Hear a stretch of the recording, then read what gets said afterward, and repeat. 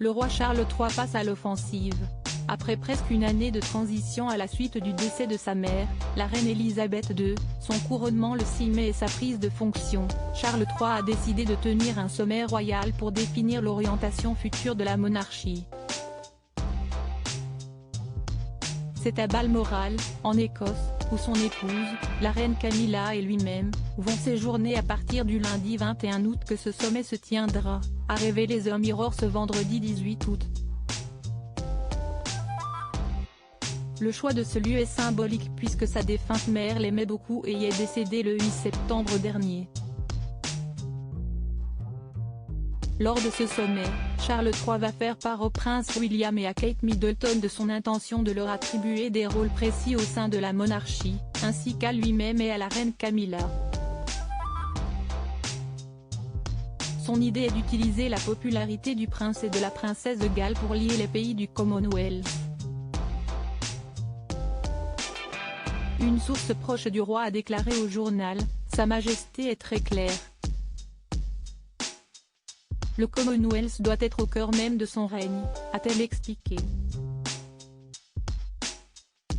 Et d'ajouter « Il considère qu'il est de son devoir de réaliser le souhait de sa défunte mère, à savoir d'assurer non seulement la survie, mais la robustesse, de l'organisation. »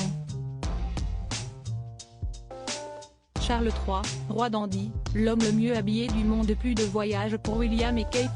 Durant ce sommet, Charles III devrait délivrer des buts clairs à son fils et sa belle-fille pour l'année prochaine. Au programme notamment, des voyages à l'étranger ou encore des engagements publics ciblés. Toujours selon la même source, le roi voit les rôles de William et Kate comme étant au cœur de la consolidation de leur propre avenir et de celui de la monarchie dans son ensemble. Les initiés suggèrent que Charles III souhaite capitaliser sur leur popularité croissante, notant la qualité de star incontestable de la princesse. Et son aîné est arrivé en tête d'un sondage respecté sur les personnalités mondiales préférées des Américains. Charles et Camilla aussi vont voyager. Le couple se rendra au Kenya à l'automne. Comme l'a déclaré un haut fonctionnaire, Charles III espère utiliser le symbole lié à l'héritage de sa mère pour tendre une main amicale.